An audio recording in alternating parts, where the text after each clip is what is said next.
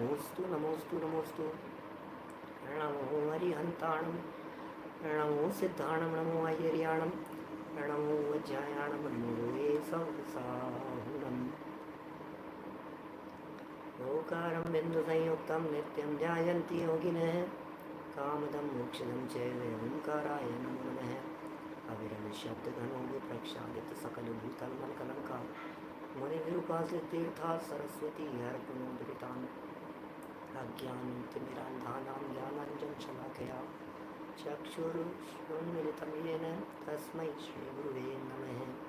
श्रीपरं गुरुवे नमः। परम्पराचार्यगुरुवे नमः। सकलकलुषविध्वंसकं श्रेयसां परिवर्धकं धर्मसम्बन्धकं भवजीवनप्रतिबन्धकारकं पुण्यप्रकाशकं पापप्रणाशकमिदं शास्त्रं श्रीसंयमप्रकाशनामधेयम्। अस्य मूलग्रन्थकर्तारः श्री सर्वज्ञदेवास्तदुत्तरग्रन्थकर्तारः श्री गणपतिदेवा प्रतिबन्धक तेषां वचनानुसारमासाद्याचार्य श्री गुरुवृन्दावनाय आचार्य सूर्यसागरेण विरचितं श्रोतारः सावधानतया शृण्वन्तु। मंगलम भगवान वीरो मंगलम गौतम मंगलम कुंद कुंदात्यो जैन धर्मस्तु मंगलम सर्वमंगलमांगल्यम सर्वकल्याणकारिकम प्रधानम सर्वधर्माणां जैनम जयतु शास्त्रम जैनम जयतु शासनम। संयम प्रकाश नाम का ये ग्रंथ है। आचार्य महाराज सूर्य सागर जी साहब द्वारा लिखी गई यह सुंदर अनुपम रचना है और सरल शब्दों में ये बात यहाँ कही गई है।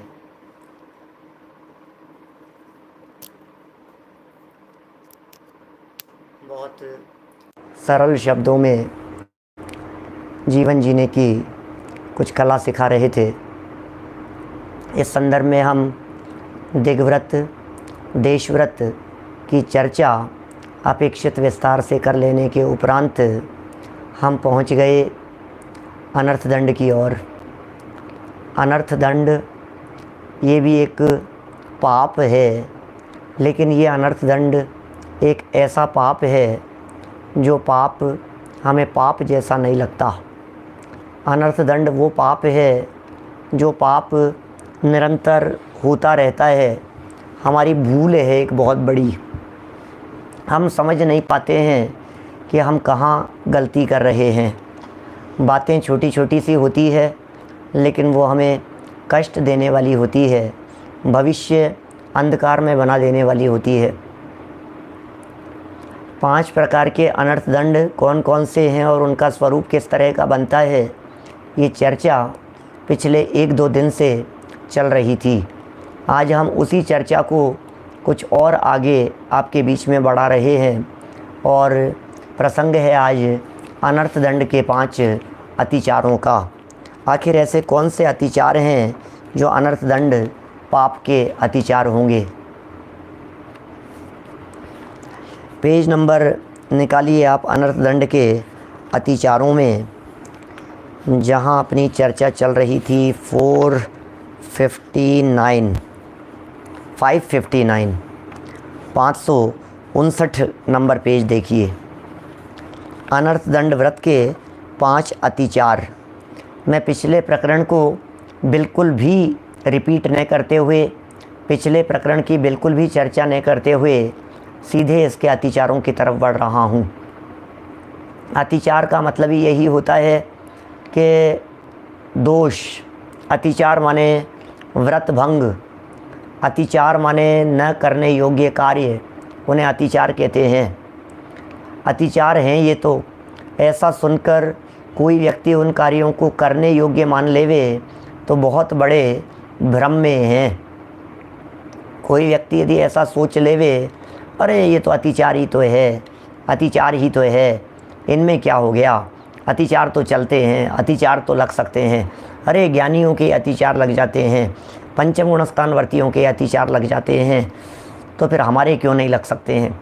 अरे भाई, अतिचार लग जाते हैं ये कहीं नहीं कहा है। इस तरह के अतिचार पंचम गुणस्थानवर्ती नहीं लगाता है, ये बात जिनागम में कही गई है। माने हमारे यहाँ शास्त्रों में सब जगह पर इन अतिचारों को हीन दृष्टि से देखा है। हमारे यहाँ शास्त्रों में सभी जगह पर अतिचार लगाने का निषेध ही किया गया है। 12 व्रत के अतिचार पन न लगावे, नहीं लगाना चाहिए, ये बात यहाँ कह रहे हैं। देखिए कौन कौन से अतिचार हैं जो लगाने योग्य नहीं हैं। बीच में एक हेडिंग दी है अनर्थ दंड व्रत के 5 अतिचार, 559 नंबर पेज पर। कंदर्प कौत्कुच्यम मौखर्य मति प्रसाधनम पंच असमीक्ष्य चाधिकरणम व्यतीत यो अनर्थ दंड क्रो द्विरते। क्या कह रहे हैं? नंबर 1 कंदर्प, 2 कौत्कुच्य, नंबर 3 मौखर्य, नंबर 4 अति प्रसाधन, नंबर 5 असमीक्ष्याधिकरण। ये अनर्थ दंड व्रत के 5 अतिचार हैं। इनको त्यागना चाहिए। अनर्थ दंड व्रत के इन अतिचारों को, इनका त्याग कर दो आप, इन अतिचारों का। इनका खुलासा इस प्रकार है। किस तरह से है इनका खुलासा? नंबर 1 कंदर्प। कंदर्प माने राग के उद्वेग से हास्य मिश्रित अशिष्ट वचन बोलना अथवा काम उत्पन्न करने वाले या काम प्रधान वचन कहना, सो सब कंदर्प अतिचार है। माने कंदर्प में वचनों पर कंट्रोल लगाने की बात कही। कंदर्प में ये कहा वचनों को संभालिए, कंदर्प में ये कहा वचन संभाल करके बोलिए, यही कंदर्प कहलाएगा। शिष्टाचार का पालन कीजिए, सभ्य भाषा का प्रयोग कीजिए, अच्छे शब्दों का प्रयोग कीजिए, ये कंदर्प है ना। माने ये कंदर्प राग द्वेष से हास्य मिश्रित बातें कहना, हंसी हंसी में उद्वेग है, राग का तीव्र उद्रेक था और उस उद्रेक में हमने कुछ भी बातें कह दी हंसी हंसी में। ओ ये कालू, ओ कुछ भी आप किसी के बारे में, ये टिंगू है, ये कालू है। वो बेचारे को, जिस व्यक्ति की ऊंचाई कम होगी, हाइट कम होगी, उस बेचारे को कैसा लगता होगा। जिसका कलर थोड़ा सा काला होगा, उस व्यक्ति को अंदर से कैसी फीलिंग आती होगी जब इस तरह के वचन सुनता होगा। तो ये गंजू क्या और चश्मिश क्या हाल चाल है। अब आप समझ रहे हैं ना, किसी को चश्मिश कह रहा है, किसी को गंजू कह रहा है, गंजा कह रहा है, और किसी को इस तरह के जो शब्दों के प्रयोग किए गए हैं हास्य मिश्रित है, राग के तीव्र उद्वेग में हैं, इस तरह के जो वचन कहे गए हैं, ये सब वचन अशिष्ट वचन है, काम उत्पन्न करने वाले भी हो सकते हैं। ये कंदर्प की श्रेणी में जाएंगे। वचन कंट्रोल आपने खो दिया है, ये ऐसी बात है। सन्मति जी साहब कोलारस से बोलो, सिर्फ खो दिया है इसने वचन। इस व्यक्ति ने अपने वचनों का दुरुपयोग किया है। लगता है भविष्य में इसे वचन बल प्राप्त होना दुर्लभ हो जाएगा। ये अतिचार था। अब आप कहोगे हमने किसी की जान थोड़ी न ली है क्या? धर्मेंद्र जी साहब, हमने किसी की जान थोड़ी न ली है, हमने किसका बुरा कर दिया है, हमने किसी के यहाँ चोरी डाका थोड़ी न डाला है। फिर क्या हो गया? तो ये हास्य अतिचार नहीं है। झूठी बात में हास्य उड़ाना ये अतिचार है। आपने भाषा पर कंट्रोल नहीं किया ना। हंसी के प्रसंग पर तो सभी हंसेंगे, लेकिन 4 दोस्त मिलकर के ज़बरदस्ती किसी एक दोस्त की टांग खींचते रहते हैं। 4 मित्र मिलकर के कॉलेज के लड़के किसी एक की ज़बरदस्ती खिंचाई करते रहते हैं। उन अशिष्ट वचनों की यहाँ चर्चा की जा रही है। बोले ऐसा अशोभनीय कार्य ये पंचम गुणस्थानवर्ती व्रती श्रावक के जीवन में भला कैसे हो सकता है। कंदर्प नाम का ये पहला अतिचार हो गया। नंबर 2, हास्य और भांड वचन सहित भौहें, नेत्र, होष्ठ, हाथ, पैर, नाक, मुंह आदि की कुत्सित चेष्टा करना, यानी विकारों को धारण करना। यह कौत्कुच्य नामक अतिचार है, ये दोनों प्रमादचर्या नामक अनर्थ दंड व्रत के अतिचार हैं। पहला कंदर्प भी, दूसरा कौतकुच्च भी। ये दोनों ही अतिचार किसके हैं? प्रमादचर्या के अतिचार हैं। और दोनों में से यदि आप देखेंगे बारीकी से तो पहले नंबर में वचनों पर कंट्रोल लगाया और दूसरे नंबर में क्रिया पर कंट्रोल लगाया। वचन बेमतलब के थे, व्यर्थ के वचन थे, इसलिए अनर्थ दंड था। व्यर्थ की शारीरिक चेष्टाएं थी, इसलिए यह भी अतिचार था। हर्षवर्धन जी साहब, माने ये व्यर्थ का अतिचार नहीं है क्या? बतलाओ, में व्यर्थ का कार्य नहीं है क्या ये? आपकी जो शारीरिक चेष्टा है, आपकी जो शारीरिक क्रिया है, ये शारीरिक क्रिया कुछ भी करने में समर्थ नहीं है। आप क्यों शरीर की इस तरह की चेष्टा कर रहे हैं जिसे देख करके कोई व्यक्ति पीड़ित हो, खेद खिन्न हो? अब मैं मना करके तो नहीं दिखा सकता, लेकिन छोटे छोटे से बच्चे चिढ़ाने के लिए जिस तरह के एंगल करते हैं, जो मुंह टेढ़ा मेढ़ा करते हैं, बनाते हैं, अजीब व गरीब तरह की अपनी शक्ल बना लेते हैं, जिसे देखना भी सामने वाले को बहुत खेद खिन्न जैसा महसूस हो। अरे चेहरा देखने से पता लग जाता है कि अंदर क्या भाव चल रहे हैं। ये चेहरा भी मुख का दर्पण हुआ करता है, ये अंदर का दर्पण है। मानमल जी साहब, ये चेहरा देख कर के अंदर के भावों का अंदाज़ा लग जाता है, पता लग जाता है। तो राग के उद्वेग से हास्य मिश्रित हंसी से मिले हुए अशिष्ट वचन यदि कह दिए तो वो तो हो गया कंदर्प। कौतकुच्चे में क्रिया है, कंदर्प में वाणी है।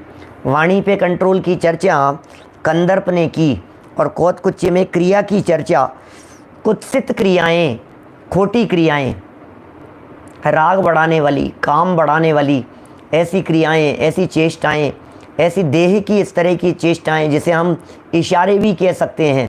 खोटे इशारे करना, सीटी बजाना, इस तरह से सीटी बजाते हैं लड़के लोग, जवान लड़के, कॉलेज के लड़के लड़कियों को छेड़ने के लिए। इस तरह की जो बातें होंगी, ये सब चेष्टाएं, ये अतिचार है, ये व्रत भंग करने जैसी हैं। ये ऐसा नहीं करेगा। ये माने बहुत चीप टाइप हरकतें हो गई है। आँख मारना जैसा कह रहे हैं भाई मोक्ष, ऐसा ही इसी तरह का सीटी मारना, आँख मारना, है ना। बहुत ज़्यादा इस तरह के जो चेष्टाएं क्रियाएं की गई है, सबका निषेध कौतकुच्चे के अंतर्गत किया गया। मौखर्य, मौखर्य, मौखर्य क्या चीज़ है? मुखर्य, मुखरित होना। ये कह रहे हैं धृष्टता पूर्वक विचार और संबंध रहित, विचार और संबंध रहित, विचार और संबंध से रहित तथा असत्य बकवाद करना, ये मौखर्य नामक अतिचार है। कुछ पता नहीं है, अपना लेवल डाउन करने जैसा है और कुछ नहीं। यह पापोपदेश नामक अनर्थ दंड व्रत का अतिचार है, क्योंकि व्यर्थ या अधिक वचनों से पाप का उपदेश संभव है। कम बोलो भैया, हित मित प्रिय वचन बोलने का उपदेश हमारी जिनवाणी माँ देती है। जिनवाणी माँ ये कहती है, हितकारी बोलो, मित बोलो, प्रिय बोलो। हित, मित और प्रिय ऐसे वचनों का प्रयोग किया जाना चाहिए। हितकारी होने चाहिए, मित माने अल्प होने चाहिए और प्रिय होने चाहिए। कम बोलना, पता है आपको प्रकृति की व्यवस्था बतलाऊं आपको? प्रकृति की ऐसी व्यवस्था है कि प्रत्येक प्राणी के, पंचेंद्रिय प्राणी के कान तो दो होते हैं और मुंह एक होता है। हाथी के दो कान हैं और एक मुंह है। बंदर के दो कान हैं और एक मुंह है। शेर, बिल्ली, कुत्ता, रीछ, भालू, कान दो हैं और मुंह एक है। मनुष्य, कान दो हैं और मुंह एक है। इसका मतलब प्रत्येक सैनी पंचेंद्रिय प्राणी के लिए सुनना ज़्यादा और बोलना कम, ये प्रकृति अपने आप व्यवस्था करके दे रही है। ये प्रकृति की ही इस तरह की व्यवस्था है, ऑटोमेटिक ही इस तरह की व्यवस्था है। आप जितना सुनते हैं उससे आधा बोलिए। इसका मतलब सुनिए ज़्यादा, बोलिए कम। कम क्यों बोलना है? क्योंकि जितना बोलोगे उसमें कहीं ना कहीं गड़बड़ी होने की संभावना है। जितना बोलो जनवाणी के अनुसार बोलो, जिन वचनों के अनुसार बोलो, वस्तु स्वरूप के अनुसार आपकी वाणी होनी चाहिए, प्रतिपादन भी आपका इसी तरह का होना चाहिए। ऐसा ही तो सुमेल है, कान दो और मुंह एक, ऐसा क्यों? सोचा है क्या कभी आपने? बतलाओ। 2 कान हैं और 1 मुंह है, ऐसा क्यों है? इसीलिए है ये व्यवस्था, इसीलिए है। बोलना कम है, सुनना ज़्यादा है। इस तरह से यहाँ धृष्टतापूर्वक असत्य बकवाद करता है। ज़्यादा बोलेगा तो ऊटपटांग बोलेगा, कुछ न कुछ बीच में बोलेगा, कुछ न कुछ टांग खींचेगा, कुछ न कुछ जनाज्ञा भंग होगी ऐसा बोलेगा, जनाज्ञा भंग करने के लिए बोलेगा, ऊटपटांग बोलेगा, किसी को चीजने के लिए बोलेगा, किसी की टांग खींचने के लिए बोलेगा, किसी की इज्जत उतारने के लिए बोलेगा, किसी की इंसल्ट करने के लिए बोलेगा, किसी की हंसी मजाक उड़ाने के लिए बोलेगा। ज़्यादा बोलने वाले ऐसे ही तो बोलते हैं, ऊटपटांग बोलते हैं। फिर उनकी ऊटपटांग बातों पर 2-4 उन्हीं के जो चमचे लोग होते हैं, जो चापलूस कह सकते हो, चमचे कह सकते हो, जो भी हो, वो 2-4 लोग हंस देते हैं और उन्हें ऐसे लगता है कि मैंने बहुत अच्छा काम किया है। आप सोचना, इसलिए कभी भी किसी बच्चे की गलत बात पर हंसना नहीं। ये बच्चों में वो चीज़ डेवलप होती है। छोटे छोटे से बच्चे घरों में होते हैं ना, अपने घर में, परिवार में, 2 साल 4 साल 5 साल का बच्चा है, 5-7 साल का बच्चा, उसने कोई गलत काम किया, कोई गलत बात कह दी, कुत्ता कुत्ता कह करके पुकारा, उसने किसी को गाली दे करके पुकारी, कुछ ऊटपटांग बोला, अरे गधा है ये तो। अब 2 साल का बच्चा तो तलाती हुई भाषा में किसी को गधा कह रहा है। क्या बोलो? अब आप सब मिल करके हंस रहे हैं, ये कैसा है? अब वो बच्चा गधा बोलता है और सब हंसते हो। तो भाई आप उसके अंदर क्या संस्कार डाल रहे हो? आप उसके माध्यम से ये भगवान है ऐसे शब्द भी निकलवा सकते हो। 2 साल के बच्चे को आप क्या सिखा रहे हो? 1-2 साल के 1.5-2 साल के बच्चे को जब उसकी जबान खुली है उस समय क्या सिखाना? बोलो बोलो अनिल जी, क्या करें? आत्मज्ञ को क्या सिखाना है? ये सिखाओ बेटा, बोल भगवान बोल, ये भगवान है। ये कौन है? ये भी भगवान है, भगवान आत्मा। ये कौन है? बच्चे 2-4 साल बड़े बच्चे होते हैं ना, वो बच्चे ऊटपटांग बातें सिखाते हैं। आप उनको कहो नहीं बेटा, ऐसी बातें बोलना भी नहीं, ऐसी बातें सीखना भी नहीं, ऐसी बातें सिखाना भी नहीं। उनसे भगवान बुलाओ, भगवान आत्मा बुलाओ, ओम बुलवाओ, नमो बुलवाओ, नमोकार मंत्र बुलवाओ। किसी किसी व्यक्ति के बारे में आपको बुलवाना है तो अच्छा बुलवाओ, ये भव्य है ऐसा बोलो, ये कैसा है, ये कैसा है। अब आप घरों में लोग इस तरह से बुलवाते हैं, ये तो गधा है, ये तो मूर्ख है, वो बोलता है बच्चा मूर्ख है, और सब हंसते हैं उसके, देखो मूर्ख कह दिया, मूर्ख कह दिया इसको गधा कह दिया, इसको नालायक कह दिया, इसको बुरा कह दिया, ऐसा कह दिया। अरे आप उससे बोलो भव्य है, बहुत सरल शब्द है भव्य। भव्य बहुत अच्छा शब्द है। भव्य बोलना सिखाओ 2-4 साल के बच्चों को। 4 साल के तो बहुत बड़े हो गए, 2 साल के बच्चों की बात कह रहा हूँ मैं। ये भव्य है, ये आत्मा है, भगवान है, ये भगवान है। ऐसे उसके जवान से हर व्यक्ति के लिए ऐसी वाणी निकले, उत्कृष्ट वाणी ऐसी निकलनी चाहिए।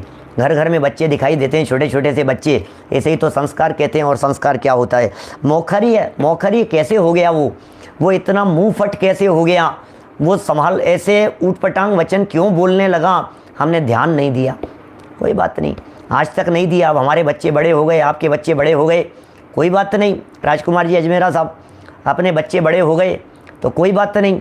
अब तो पोते पोतियों की तरफ ध्यान देंगे, हमारे नए सही भाई साहब के बच्चों की तरफ ध्यान देंगे, छोटे भाई के बच्चों की तरफ ध्यान देंगे। और अब मेरा कहने का मतलब ये है, जब जागो तभी सवेरा है। आपके बच्चे बड़े हो गए हों, लेकिन यदि आपके बहन के, बुआ के, उनके पोते, इनके पोते, कोई भी छोटे बच्चे यदि आपको दिखते हों, आपकी ये जिम्मेदारी बनती है उन बच्चों को आप अच्छा बोलना सिखा दो। आपके साथ में यदि वो 15 मिनट के लिए बच्चा बैठेगा तो वो कोई ना कोई नया शब्द सीखेगा। ये आपकी उपस्थिति की सार्थकता है। ये आप जहाँ बैठे हुए हैं सुनील जी साहब विदिशा से, जहाँ आप बैठे हुए हैं, इसका मतलब ये है कि आप उस बच्चे को, 3 साल के बच्चे को, 2 साल के बच्चे को कोई नया शब्द सिखा करके आएंगे। और कैसा शब्द सिखाएंगे? ऐसा शब्द सिखाएंगे जिसको भी देखता है भगवान, जिसको भी देखता है भव्य, जिसको भी देखता है आत्मा, जिसको भी देखता है परमात्मा, ऐसे शब्द बोलता है। देखिए जरा, चलिए मौखर्य के अंदर क्या हो गया, धृष्टता, ढीठ। धृष्टता तो बहुत सभ्य शब्द है। इस धृष्टता शब्द को हम कह सकते हैं ढीठ है। ढीठ, ढीठ माने क्या है, चिकने घड़े हैं। ढीठ माने, धृष्टता माने क्या होता है, असर नहीं होता है इनके। जैसे दुनिया में ऐसा कहा जाता है, लातों के भूत बातों से नहीं मानते, ये ऐसी धृष्टता पूर्वक विचार और संबंध से रहित असत्य वचन बोलते हैं। बकवाद करना ये मौखर्य नामक अतिचार है। यह पापोपदेश नामक अनर्थ दंड व्रत का अतिचार है। क्या? क्योंकि व्यर्थ या अधिक वचनों से पाप का उपदेश संभव है। चलिए और चलें आगे। 4 नंबर पॉइंट देखिए, 3 हो गए, चौथा पॉइंट। सब मोटी चमड़ी वालों को हमें पतली चमड़ी वाला बनाना है। क्या ये मोटी चमड़ी वाले कैसे हो गए हैं? ये एकदम थोड़ी ना हुए हैं, धीरे धीरे मोटी चमड़ी हो जाती है, तो संभालने की ज़रूरत है। प्रयोजन से अधिक आरंभ व संग्रह आदि करना, ये अतिचार है। अति प्रसाधन नाम के अतिचार की बात कर रहे हैं। जैसे किसी को कहना तू बहुत सी चटाइयाँ ले आ। अब देखो, अपनी प्रवृत्ति की बात कह रहे हैं। अरे तू एक काम कर, तू ले आ, मैं सब भिखवा दूंगा, मैं सब करवा दूंगा। अब आप खुद तो कर नहीं रहे हैं, व्यापार नहीं कर रहे हैं, आप त्यागी व्रती हैं, आप संयमी हैं। मैं इतने कलश भिखवा दूंगा, मैं इतनी बोलियां करवा दूंगा, मैं इतना पैसा इकट्ठा करवा दूंगा। अब भाई ये अनर्थ दंड के अतिचार हैं ये त्यागी व्रती के लिए। कोई त्यागी व्यक्ति है, कोई व्रती व्यक्ति है, अनिल भाई दोषी जी, जो भी त्यागी व्यक्ति है, व्रती है, संयमी है, पंचमोण स्थान व्रती है, प्रतिमाधारी है, व्रती श्रावक है, अब वो ब्रह्मचारी व्यक्ति है, अब वो व्यक्ति बार बार में इस तरह के वचन कहें, समाज में इस तरह के वचन कहें, अरे आप चिंता मत करो, मैं एक आवाज़ लगाऊंगा और इतने पैसे इकट्ठे हो जाएंगे तुम्हारे, यहाँ इतने पैसे इकट्ठे हो जाएंगे, वहाँ इतने पैसे इकट्ठे हो जाएंगे, यहाँ ऐसा हो जाएगा, ऐसी बोलियाँ लगवाऊंगा, इतना सब हो जाएगा। यहाँ माने कहाँ कहाँ किस किस तरह से वृत्ति और प्रवृत्ति दौड़ती रहती है ना। प्रयोजन से अधिक आरंभ व संग्रह आदि करना। अब आरंभ कर रहे हैं, संग्रह कर रहे हैं। जैसे किसी को कहना तू बहुत सी चटाइयाँ ले आ। एग्जाम्पल दिया है चटाइयों का, इस तरह के आप 25 एग्जाम्पल और निकाल सकते हैं। जैसे किसी को कहना तू बहुत सी चटाइयाँ ले आ, जितनी मुझे चाहिए उतनी मैं खरीद लूँगा। क्या? जितनी मुझे चाहिए उतनी मैं खरीद लूँगा, तो बहुत सारी ले आ, तो जो बाकी बचेंगी उनके बहुत से ग्राहक हैं, उनके द्वारा खरीदवा दूँगा। क्या? इत्यादि कहकर बिना विचारे चटाई आदि बुनने वालों से बहुत सा आरंभ और हिंसा कराना तथा इसी प्रकार लकड़ी काटने वालों, ईंट पकाने वालों आदि से भी आरंभ अधिक हिंसा कराना, ये अति प्रसाधन नाम का दोष है। कितनी बातें हो गई है इस अति प्रसाधन में, ख्याल में आई कि इस अति प्रसाधन कह करके क्या कहना चाह रहे हैं? आप बढ़ावा दे रहे हो, आप व्यापार को बढ़ावा दे रहे हो, आप बिजनेस को बढ़ावा दे रहे हो, आप भले ही लोगों को आजीविका दे रहे हैं, लेकिन ये आजीविका के आरंभ का उपदेश देना ये आपका काम नहीं है भैया। क्या? कोई भी, किसी के भी दिमाग में कोई भी नाम आता हो, किसी के भी दिमाग में यदि कोई व्यक्ति आता हो, बिल्कुल आप उसे अपने हृदय तक ही रखें। कभी किसी का नाम लेकर के, कभी किसी प्रसंग को उठा करके चलती हुई चर्चा में एग्जाम्पल के रूप में प्रस्तुत नहीं किया करें। किया भी नहीं है किसी ने, मैं तो अपने मन से ही कह रहा हूँ। मतलब हमारे में इतनी समझ भी होनी चाहिए कि जो बात कही जा रही है उस बात को उसी मर्यादा में गहराई से हम समझ लेवें।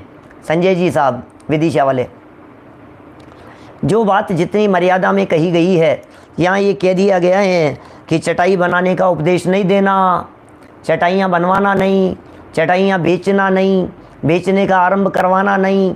त्यागी होकर के हम ऐसा काम कैसे कर सकते हैं? क्योंकि आरंभ का उपदेश हो गया है ना। ये तो हमने अनर्थ दंड की बात कह दी। क्या भरत भाई साहब दादर वाले, ये तो हमने अनर्थ दंड का काम कर लिया, खाम के पाप का काम कर लिया। अरे हमें क्या लेना देना, हमें बिछाने के लिए एक चटाई चाहिए तो हमने एक चटाई ले ली। अब तू तो ले आना मंदिर के अंदर, तो चिंता मत कर, मैं सब लोगों को कह दूंगा, मैं सबको करवा दूंगा।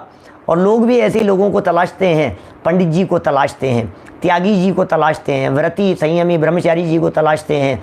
ब्रह्मचारी जी आप ऐसी बोलियां लगवाना, ब्रह्मचारी जी आप ऐसा करवा देना। और दुनिया भी, समाज भी ऐसे ही ब्रह्मचारी त्यागी व्रती पंडितों को बुलाना चाहती है। इन पंडित जी को बुलाओ, इनका तो खर्चा निकल ही जाएगा, पैसा थोड़ा मोटा लेंगे कोई बात नहीं, खुद का तो निकाल ही लेंगे, लेकिन आपके लिए भी बहुत पैसा इकट्ठा करवा जाएंगे, आपके मंदिर का जीर्णोद्धार हो जाएगा। एक बार आप उनको बुला करके आयोजन करवा लो, पैसा बरसेगा आपके पास में। अरे पैसा बरसेगा इस भावना से बुला रहे हो, या ज्ञान बरसेगा इस भावना से बुला रहे हो, अपने हृदय को टटोल करके तो देखना हम क्या अनर्थ दंड का अतिचार लगा रहे हैं। हम ज्ञान बरसे इसलिए विद्वानों को, ज्ञानियों को, त्यागियों को, व्रतियों को, ब्रह्मचारियों को बुलावें, तब तो बात समझ में आती है। लेकिन पैसा बरसे ये सोच करके यदि हम बुला रहे हैं तो यहाँ तो कुएं में ही भांग पड़ी है भाई साहब, यहाँ तो अभिप्राय ही खोटा बैठा हुआ है। अभिप्राय सुधारने की ज़रूरत है, अंदर में मान्यता बदलने की ज़रूरत है।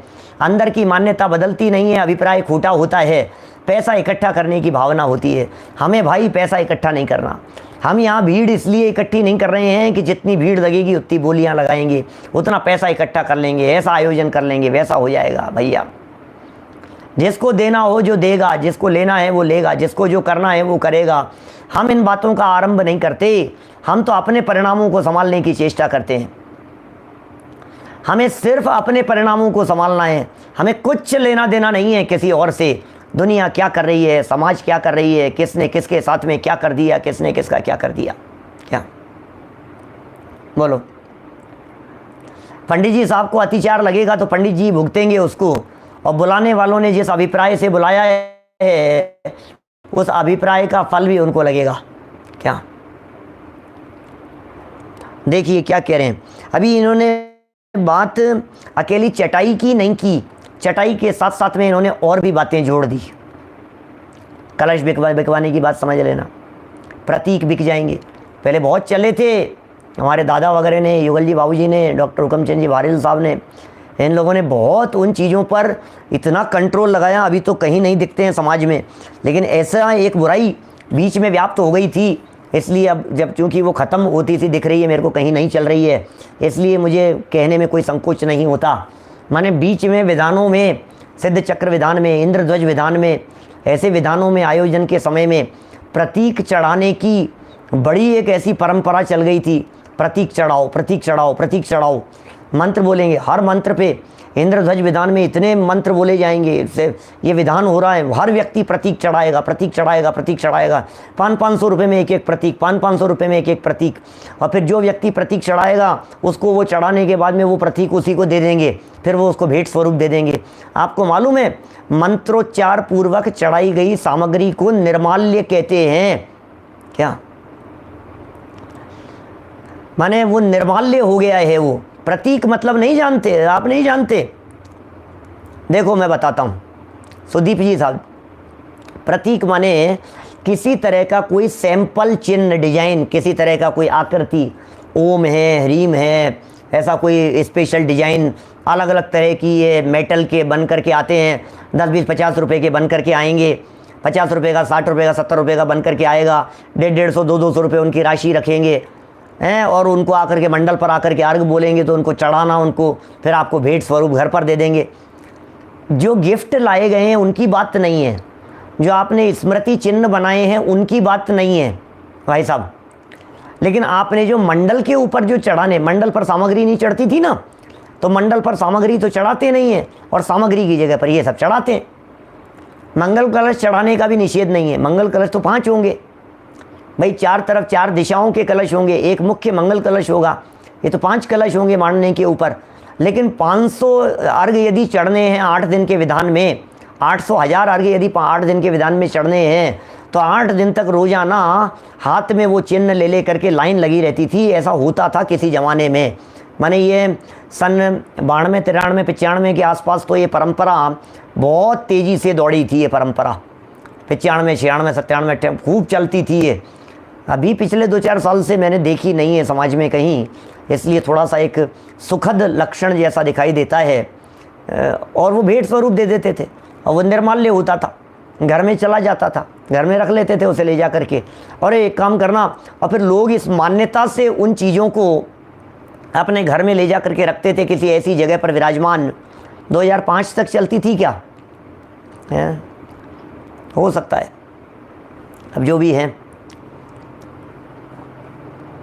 आपको पहचाना नहीं भाई साहब मैं, संदीप जी 2005 तक की बात कह रहे हैं, चलती होगी 5-7 तक चलती होगी, जो भी हो, 8-10 साल से नहीं होगी कहीं। लेकिन समाज में धीरे धीरे सुधार होते रहना चाहिए। इसी तरह से मंडल पर सामग्री चढ़ाने के संदर्भ में भी ज़रूर समाज में सुधार होना चाहिए। मैं देखता हूँ, अभी 2 दिन पहले ही अष्टानिका के प्रसंग में मैं जाकर के आया एक जैन मंदिर में, और वहाँ देखा मैंने मांडने के ऊपर धमाधम सब चढ़ते हुए। कितने दिन से चढ़ रही हैं? बोले 7 दिन हो गए चढ़ते हुए, 8 दिन हो गए चढ़ते चढ़ते। 8 दिन से सामग्री उसके ऊपर चढ़ रही है और 8 दिन से चढ़ी हुई सामग्री उस मांडने के ऊपर रहेगी भाई साहब। 8-8 दिन तक सामग्री चढ़ी रहेगी। वो आपने चावल हैं, अर्घ हैं, और वो जो चीज़ें थी वो सब चीज़ें आपने उसके ऊपर चढ़ा दी, और 1 दिन हो गया, 2 दिन हो गया, और फिर न मालूम क्या क्या चढ़ाते हैं उसमें, गीला सूखा सब चीज़ें। फिर उसमें चूहे आते हैं, फिर उसमें चींटियाँ आती है, फिर उसमें जीव आते हैं, फिर वो उसके अंदर पड़े रहते हैं। कितने कितने दिन तक पड़े रहेंगे? बोलो धर्मचंद जी साहब, 8 दिन तक पड़े रहेंगे कि नहीं? मंगल कलश के अंदर भी जो सामग्री डाली जाती है, उस सामग्री के अंदर ये नहीं डाला जाता, जल नहीं डाला जाता है मंगल कलश के अंदर। सामग्री में जब विराजमान कराया जाता है ना, उसमें जल नहीं रखा जाता है, वो सूखा पदार्थ उसके अंदर डाला जाता है। हाँ, यदि 1 दिन का विधान हो, मान लो 3 घंटे का विधान है, 2-3 घंटे का विधान है, तो जल को प्रासुक करके, गर्म करके, उबाल करके ठंडा किया हुआ मर्यादा का, उस जल को मंगल कलश में आधा कलश भर के फिर उसको जल सहित पुण्याह वाचनार्थम फिर वो कलश विराजमान किया जाता है। नहीं तो कलश 8 दिन तक वो जल भरा हुआ रहेगा उस कलश में, कैसी स्थिति होगी आपकी? वो गीली सामग्री, चावल गीले हुए, अभी आपने सामग्री धोई थी और वो गीले चावल थे, और वो गीले चावल आपने उसमें डाले वहाँ, और वो गीले चावल कलश के अंदर डल करके 8 दिन तक उसके अंदर जीव उत्पन्न हो गए, लटें जैसी उत्पन्न हो गई उसके अंदर गीले चावलों में। बोलो, तो बातें बहुत है। ये सब प्रमादचर्या की चर्चा कर रहा हूँ मैं, अनर्थ दंड की चर्चा कर रहा हूँ। कहाँ कहाँ बचने की ज़रूरत है, सावधानी रखने की ज़रूरत है सुधार के लिए। इनमें कोई धर्म तो है नहीं, उसमें चढ़ा दिया और इसमें चढ़ा दिया, और इसमें नहीं चढ़ाया और उसमें चढ़ा दिया। इनसे कौन सा धर्म का क्या संबंध है? इनसे किसी भी तरह का धर्म का कोई संबंध नहीं है। इसलिए बस आरंभ बहुत ज़्यादा हो रहा है, उसके निषेध की प्रेरणा हमारे यहाँ आचार्यों ने दी है। भाई ये इतना आरंभ हो रहा है, इस आरंभ से बचो आप यदि नहीं कर रहे हैं तो ना करें भाई साहब, तब तो बहुत हम उसका कहाँ कह रहे हैं कि ये कार्य अनिवार्य है। लेकिन यथा योग्य रीति से जो जितना कहा गया है उतना किया जाता है, मर्यादा में किया जाता है, कार्य के अंदर विवेक रखा जाता है। पूजन में भी आरंभ होता है, लेकिन आरंभ हो रहा है तो इसका अर्थ ये नहीं कि हम पूजन करना छोड़ दें, लेकिन कम आरंभ हो, अल्प आरंभ हो, इतना विचार किया जाना चाहिए। अति प्रसाधन की चर्चा में यहाँ त्यागी, व्रती, ब्रह्मचारी, संयमी ऐसे लोगों को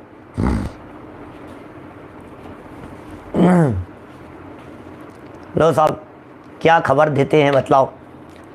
हैं राजकुमार जी अजमेरा साहब, मांडने के ऊपर इतने प्रतीक, इतने कलश विराजमान रखे होने लगे कि विधान चलते चलते ही बीच में ही उनको ले जाने की बात कह दी, उठा उठा करके घर ले जाओ।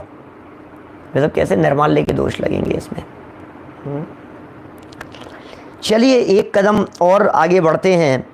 असमीक्षाधिकरण, वास्तव में ये संपादन की ज़रूरत है, थोड़ा सा सावधानी रखने की। आप लोग असमीक्षाधिकरण को अंडरलाइन कर लेवें अपनी अपनी पुस्तकों में, और यहाँ 5 नंबर डाल देवें। 5 अतिचार थे ना अनर्थ दंड के, उन 5 अतिचारों में पहला कंदर्प, दूसरा कौतकुच्य, तीसरा मौखर्य, चौथा अति प्रसादन और 5वां असमीक्षाधिकरण। पेज बदल करके देखिए, इसके पहले वाले पेज पर क्या लिखा? कंदर्प, कौतकुच्च, मौखेरी, अति प्रसाधन और असमीक्षाधिकरण, 5वां पॉइंट है ना ये, असमीक्षाधिकरण। तो और इधर पेज बदलते हैं, 560 नंबर पेज पर तो 4 ही दिखते हैं, 5वां दिखता ही नहीं है। 5वां कहाँ चला गया? तो ये 5वें नंबर पर ये असमीक्षाधिकरण आएगा, जो 5वीं लाइन है 560 नंबर पेज की। वहाँ आप अपनी अपनी पुस्तकों में 5 नंबर डाल सकते हैं और इसे अनर्थ दंड का 5वां अतिचार कह सकते हैं। हिंसा के उपकरणों को इसी हिंसा के उपकरणों के साथ वे समीप रखना।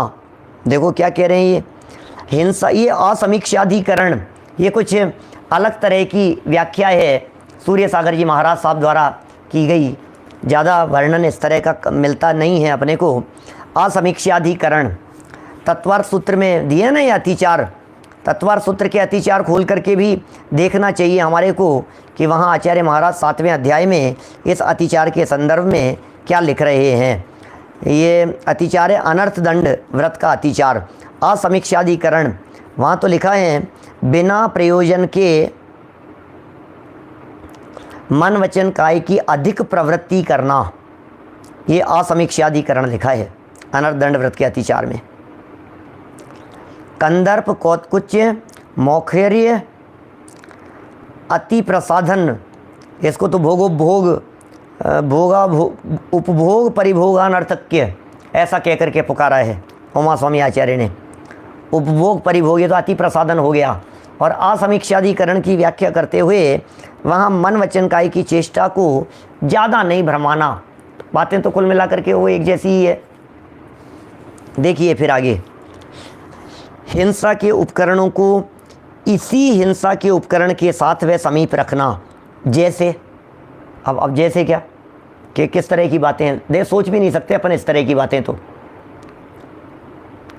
ये कह रहे हैं जैसे ओखली के साथ मूसल, ओखली और मूसल जानते हैं, ओखली है और वो मूसल है, कूटने वाला कहलाता है मूसल और जिसमें कूटा जा रहा है ये कहलाती है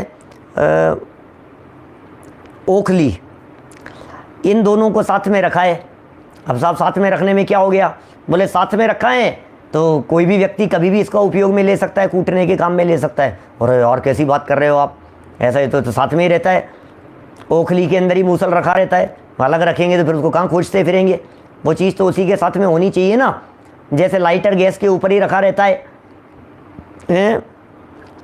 हल के साथ उसका फाला, हल है उसके साथ में फाला, और गाड़ी के पास उसका धुरा, गाड़ी और गाड़ी का धुरा, इनको भी पास पास में नहीं रखना। फिर कह रहे हैं धनुष के पास बाण रखना आदि, ये सब असमीक्षाधिकरण नामक अतिचार हैं। हो ये किस तरह के अतिचार बतलाए जा रहे हैं? असमीक्षाधिकरण नामक ये इस तरह के अतिचार बतलाए जा रहे हैं। क्योंकि जब ये हिंसा के उपकरण समीप रखे होंगे तो हर कोई मनुष्य इनसे कूटना आदि कार्य कर सकता है। सोचा था कि आपने ऐसा क्या? बोलो क्या कह रहे हैं? माने ये ऐसा है, ये उचित नहीं है क्या ये इन सबसे कूटना आदि? एक प्रश्न बीच में सामने दिखाई दे रहा है कि ये पंचकल्याणक प्रतिष्ठा महोत्सवों वगैरह में ये इस तरह की बातें हैं जहाँ बहुत सारे कलश वगैरह आ जाते हैं, तो क्या उन कलशों को घर लेकर के नहीं आना चाहिए क्या? क्या ये अनुचित है क्या? कि नहीं वो अनुचित नहीं है, क्योंकि वो मंडल पर विराजमान नहीं करवाए हैं और वो तो अलग ही तरह से, वो तो आपको कलश ही दिया गया था जन्माभिषेक के लिए। आपने कलश बुक करवाया, आपने कलश लिया पहले से, वो कलश आपका ही है। वो उनको कहाँ समेटते रहेंगे वो पदाधिकारी लोग, पंडाल वाले लोग? वो तो यही चाहते हैं कि जिन जिन का है वो अपने अपने साथ में ले जावे। वो तो घोषणा ही पहले से यही करते हैं कि भाई साहब ये तो आप ही के लिए है। ये तो पहले से पूर्व निर्धारित रहता है ना, भूमि शुद्धि के लिए, वेदी शुद्धि के लिए। किताब यदि मंदिर के अंदर मुफ्त बट रही है, बिल्कुल निर्माल्य का दोष नहीं है उसमें। मंदिर में यदि किताबें निःशुल्क बांटी जा रही है तो यदि आप उसे लेकर के आते हैं तो आपको निर्माल्य का दोष नहीं लगेगा।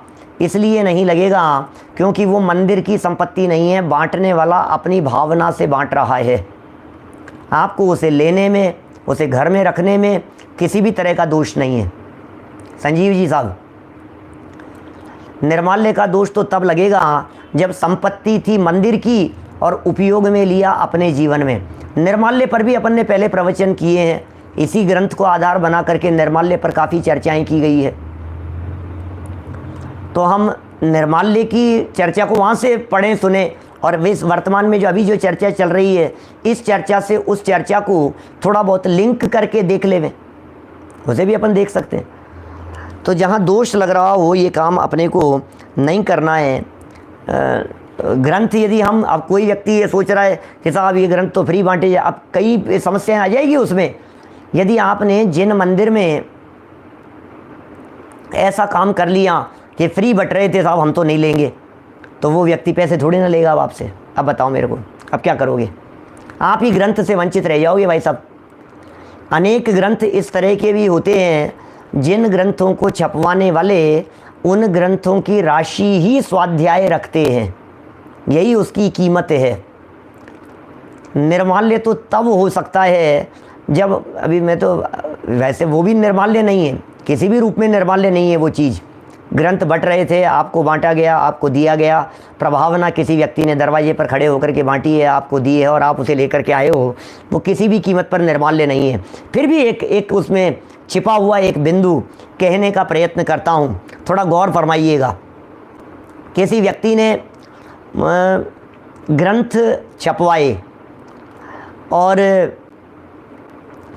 वो जो ग्रंथ छपवाए वो सब निःशुल्क छपवाए, मतलब खुद की कीमत से छपवाए, और कहा दुनिया भर में ये जाने चाहिए, घर घर में पहुंचने चाहिए। आज भी कितने लोगों की भावना होती है साहित्य घर घर पहुंचना चाहिए। तो अब उन्होंने तो उसका मूल्य क्या रखें साहब, मूल्य क्या रखें इसका? बोले एक काम करो, इनका मूल्य रख दीजिए स्वाध्याय। इनका मूल्य स्वाध्याय रख दिया। अब मूल्य आपने स्वाध्याय रख दिया, अब सामने वाला व्यक्ति उसको फ्री बट रहा था, वो लेकर के चला गया। अब यदि आप लेकर के आए हैं और उस पर मूल्य स्वाध्याय रखा हुआ है, तो आप उस निःशुल्क प्राप्त हुई पुस्तक को जब तक स्वाध्याय नहीं करेंगे तब तक आपने उसकी कीमत नहीं दी है भाई साहब, ध्यान रखना। क्या जिग्नेश भाई, किताब का मूल्य क्या था? निःशुल्क। स्वाध्याय, स्वाध्याय उसका मूल्य था, बराबर। अब मूल्य तो था स्वाध्याय। अच्छा, उसका मूल्य यदि स्वाध्याय नहीं लिखा हुआ होकर के 50 रुपये लिखा हुआ होता तो आप क्या देते? 50 रुपये। उस पर मूल्य यदि 150 रुपये लिखा हुआ होता तो आप क्या करते भाई साहब? 150 रुपये देते। अब उसके ऊपर मूल्य क्या लिखा हुआ है? बोले स्वाध्याय।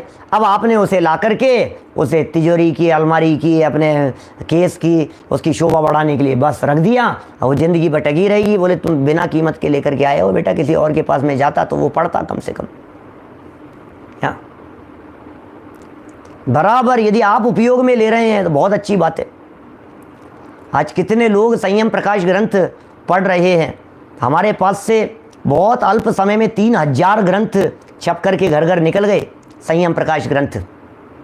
लेकिन फिर भी हमें कोई उसका, हमें प्रसन्नता है कि इतने घरों में, इतने लोगों के पास में वो संयम प्रकाश ग्रंथ पहुँचे हैं। 3000 ग्रंथ पहुँचना, घर घर पहुँचना, व्यक्तिगत एड्रेस पर पहुँचना एक कम पड़ी बात नहीं थी।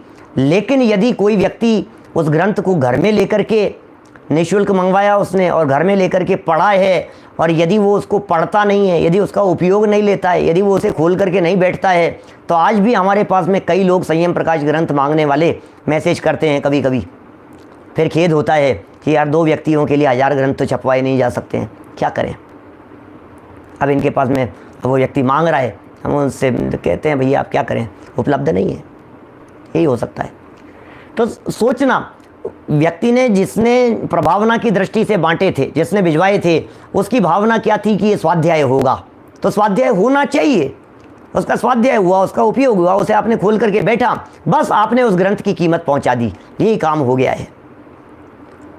आपने उस ग्रंथ को खोल करके बैठ गए, आपने 100, 200, 400 दिन आपने उसको खोल करके आपने उसके इतने पेजों को पढ़ा, काम हो गया। क्या 1000 छपते हैं, क्या 2-2 ढाई लाख का खर्चा आता है 1,000 ग्रंथ छपने में। अब क्या कैसे क्या करें 2-4 ग्रंथों के लिए, क्या करें? 1000 छपते हैं, कम छपवाओ तो 500 छप जाएंगे, फिर वो इतना ही कीमत उसकी ज़्यादा आती है। खैर देखिए कोई बात नहीं, फिर भी लेकिन कोई ऐसी कोई बात नहीं है, हमें तो सिर्फ इतना, मैं तो इस प्रसंग के माध्यम से सिर्फ इतनी बात कहना चाह रहा था, आप उपयोग में लीजिए, इतनी बात कहना चाह रहा हूँ। निःशुल्क ग्रंथ बांटे गए, उसकी भावना बहुत अच्छी थी। निःशुल्क ग्रंथ मंगवाए, आपकी भावना भी बहुत अच्छी है। देने वाले को उसका पुण्य लगेगा, आपने जो उसको प्राप्त करके उसका स्वाध्याय किया, आपको उसका पुण्य लगेगा। आपने प्राप्त किया और स्वाध्याय किया, आपको किसी भी तरह का निर्माल्य का कोई भी दोष नहीं लग रहा है, उसमें किसी भी तरह का निर्माल्य का कोई दोष नहीं लग रहा है। आप चिंता मत कीजिए, बेफिक्र होकर के, निश्चिंत होकर के आप ग्रंथों को मंगवाइए, ऑर्डर दीजिए, कहिए, प्राप्त कीजिए और लाभ प्राप्त कीजिए। चिंता करने की कोई ज़रूरत नहीं, कोई विकल्प करने की ज़रूरत नहीं। क्या बहुत देखो, बहुत सारे लोग फिर भी किसी को देने की भावना होती है, विकल्प होते हैं, डाल दो भंडार में, देने वाले ने दे दिए, तुम्हारी भावना की पुष्टि कर लो, उसमें क्या करना है, क्या फ़र्क पड़ता है? क्योंकि बहुत सारे लोग ये भी कहते हैं नहीं साहब ज्ञान का साधन है, नहीं साहब हमें से फ्री में कैसे ले सकते हैं, हम तो नहीं लेंगे। तो वो आदमी बेच ही नहीं रहा है, जिसकी कीमत ही कुछ नहीं रखी है, तुमसे कैसे लेगा? बोलो बोलो संजय सोनी जी साहब, क्या करें?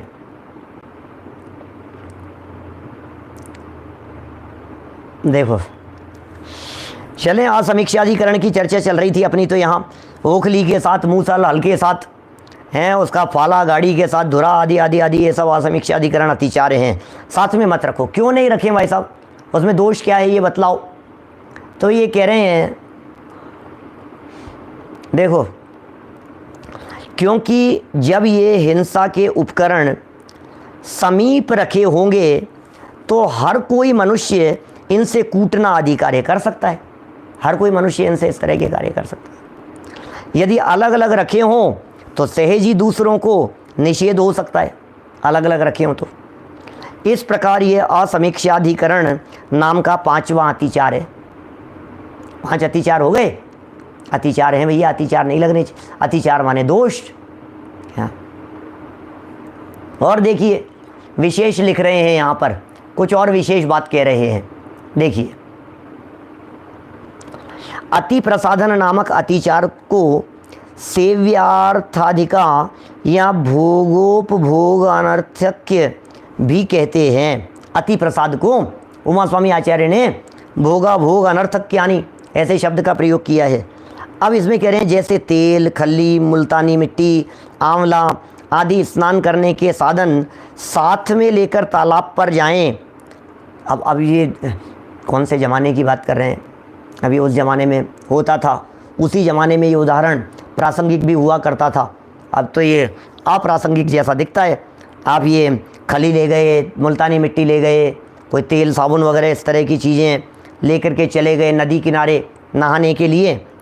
और उन चीज़ों के लोभ से बहुत से मित्र साथ में हो लेते हैं कि चलो यार ये भी ये ले जा रहा है, ये शैम्पू ले जा रहा है, ये ले जा रहा है, ये नहाने के लिए क्रीम पाउडर लिपस्टिक जो भी चीज़ें हैं वो सब, वे सब तेल आदि मर्दन कर तालाब में खूब स्नान करते हैं, जिससे जल का एक आदि बहुत से जीवों की हिंसा होती है और वह हिंसा तेल आदि पदार्थ ले जाने वाले को लगती है। आपने क्या किया? ये लोगों को ले जा करके हिंसा करवाई आपने। ये कौन सी चीज़ आप लेकर के गए साथ में? कौन से लोगों को आपने साथ में ले जा करके प्रेरणा दी है इन सब चीज़ों की? इसलिए ऐसा न करके घर पर ही स्नान करें। भैया तालाब आदि के अंदर तो स्नान करने में तो और दोष भी तो लगेगा क्या? माने ऐसा न करके घर पर ही स्नान करें। आप छने पानी से स्नान करें, घर पर करें। कभी आपका त्याग नहीं है, अभी आप किसी कुंड में चले गए, आप नहा लिए, कहीं किसी जगह पर चले गए, कहीं किसी झरने के नीचे चले गए, कभी किसी तालाब में चले गए, कभी किसी कुएं बावड़ी में चले गए, कभी आपको स्विमिंग का शौक़ है, कभी कहीं आप रति नहीं है, ठीक है, लेकिन तो भी मतलब आपको बचना चाहिए ऐसी इस तरह की हिंसा से, है ना। झरनों के पानी को हमारे मुनिराज भी कभी कभी उपयोग में लेते हैं।